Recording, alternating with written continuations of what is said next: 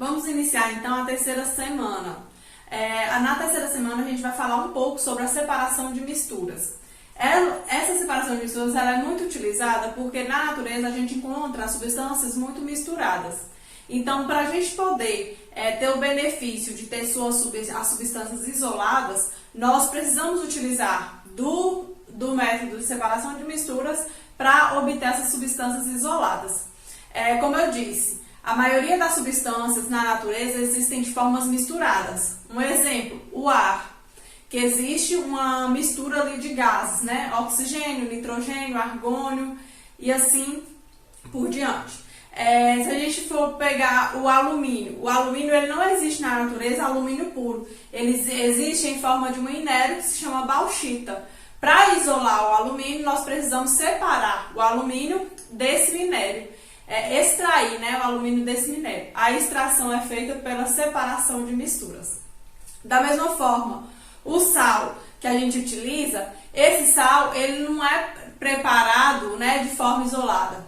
Nós temos esse sal no mar, só que ele está misturado com a água. Então, utiliza de um método de separação de mistura para poder retirar esse sal da água.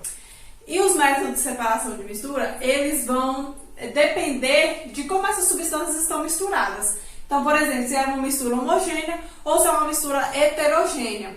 Também depende de como a substância se encontra ali. Então, nós vamos ver os métodos de separação para as misturas homogêneas. As misturas homogêneas, um exemplo, a água misturada com sal. Nós vamos ver agora o método de separação para as misturas homogêneas. As misturas homogêneas são aquelas misturas que estão misturadas completamente, que a gente consegue ver uma fase apenas. Nesses métodos, nós podemos utilizar a destilação simples, a destilação fracionada, vaporização e a extração por solvente. O que a gente vai utilizar aqui para poder separar essas substâncias? Na destilação simples, fracionada e vaporização, nós vamos utilizar a diferença da temperatura de ebulição das substâncias. Então, um exemplo, quando a gente mistura o sal na água, forma uma mistura homogênea.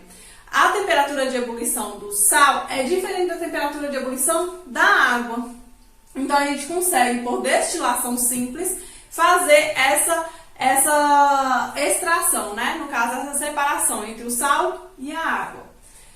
Na destilação fracionada, vai acontecer a mesma coisa. Nós vamos utilizar a temperatura de ebulição diferente para poder fazer essa separação. Só que a diferença da destilação simples para a fracionada é que na destilação simples é uma mistura homogênea entre um sólido e um líquido, e na destilação fracionada vai ser a mistura homogênea entre dois líquidos. Então, um exemplo, a água mais o álcool. A água e o álcool formam uma mistura homogênea e a gente consegue separar a água do álcool por destilação fracionada. A vaporização também é um método de separação de mistura, e aqui a gente pode utilizar um exemplo do sal de cozinha e da água também. Se a gente mistura sal com água e coloca no fogo até atingir a temperatura de ebulição e essa água ferver, com o tempo essa água vai evaporar, né? Vai sofrer ebulição e vai passar para o estado gasoso, e o sal ele vai ficar no fundo do copo. Assim a gente consegue fazer essa separação. Da mesma forma, a evaporação. Se a gente pega uma bacia com água e sal e deixa exposta ao sol, essa água vai evaporar e ao final vai sobrar o sal também ali. Então houve uma separação de misturas ali. E a extração por solvente. A extração por solvente é um exemplo que a gente faz muito em casa, que é o café. No pó de café existem algumas substâncias ali presentes e a gente quer extrair essa substância, né? E aí, como a gente coloca água fervendo para que a gente consiga extrair a substância ali presente do café. Assim a gente consegue fazer a extração por solvente. Agora eu vou falar um pouco sobre as misturas heterogêneas. Agora falando sobre as misturas heterogêneas, são aquelas misturas que a gente consegue ver as duas fases, nós conseguimos ver as substâncias ali presentes, né, separadas. Elas têm mais formas da gente fazer essa separação de misturas.